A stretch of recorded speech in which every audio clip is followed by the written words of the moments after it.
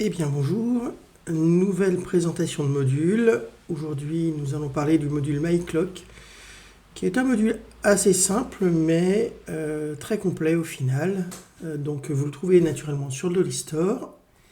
Il a sa documentation qui est présente sur mon wiki.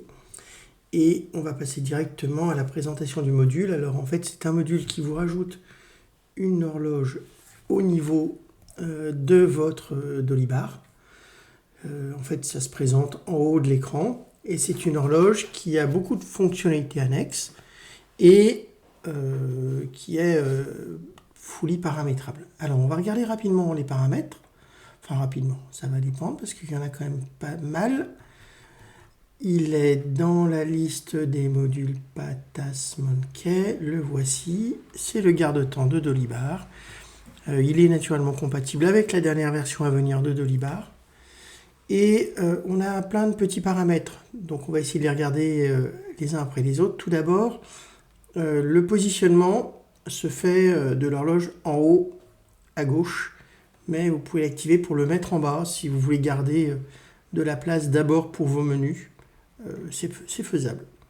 Ensuite, vous avez tout un ensemble de, de thèmes de couleurs que vous pouvez sélectionner, voire personnaliser. Bon, il n'y a rien de très complexe. Moi, j'aime bien le modèle suisse, le Swiss Rail, qui est sympa, assez classique et minimaliste. Ensuite, on va pouvoir dire comment est-ce qu'on veut par défaut faire afficher. Alors, je vais juste vous montrer le breadcrumb. En fait, vous avez un fil d'Ariane qui est intégré au module. Donc, vous pouvez dire par défaut, je veux voir le fil d'Ariane.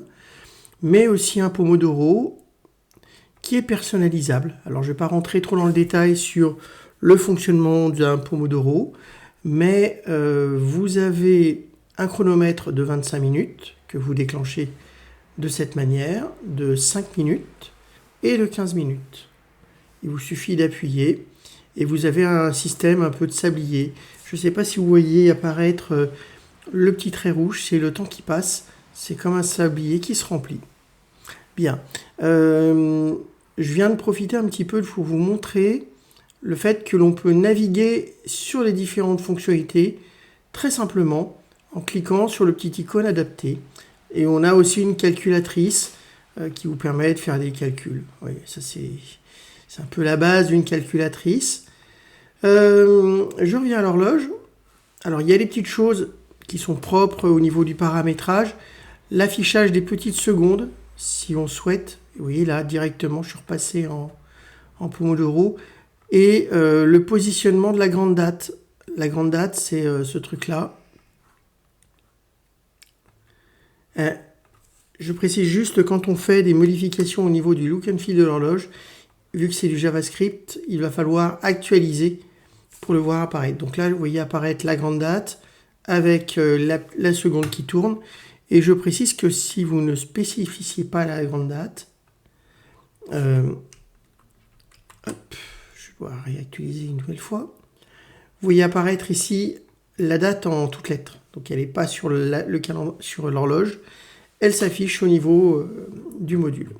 Donc on a vu qu'on avait un système d'horloge, un breadcrumb, un bloc, un Pomodoro chronomètre que je vais arrêter. On a un calendrier et il y a une nouvelle fonction qui est sortie qui s'appelle pointage des tâches. C'est cette fonctionnalité-là. Alors, comment ça fonctionne? En fait, ça vous permet de mettre un timer associé à une tâche. C'est utilisé quand vous avez des collaborateurs qui arrivent et qui démarrent la journée. Donc, on clique là-dessus. On va travailler tranquillement et on va avoir un petit timer qui vous explique typiquement depuis combien de temps vous travaillez et vous pouvez ensuite partir et mettre un petit texte précisant à quelle heure vous êtes parti ou ce que vous avez fait dans la journée. Et ce que vous allez saisir ici va automatiquement être stocké au niveau de la tâche associée au projet. Donc là, typiquement, c'est la tâche 01.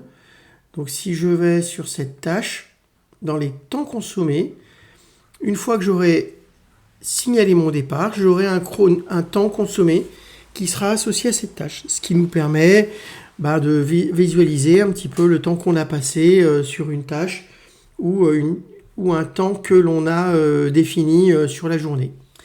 Je vais juste revenir là-dessus. Au niveau du paramétrage du module, oui, je sais, j'ai beaucoup de modules, je suis désolé. Il est possible de paramétrer un champ d'infos sur une tâche au niveau d'un extra field de l'utilisateur. Alors, comment ça se définit? Je vais sur un utilisateur, Toto, et là, je vais pouvoir lui dire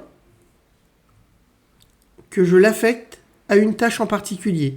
Et c'est cette tâche qui sera prédéfinie quand cet utilisateur ira sur son déclencheur de tâche. Donc là, admettons, j'arrête la tâche. Quand je reviens ici... Ah oui, je ne l'ai pas bien arrêté. Si, je l'ai arrêté.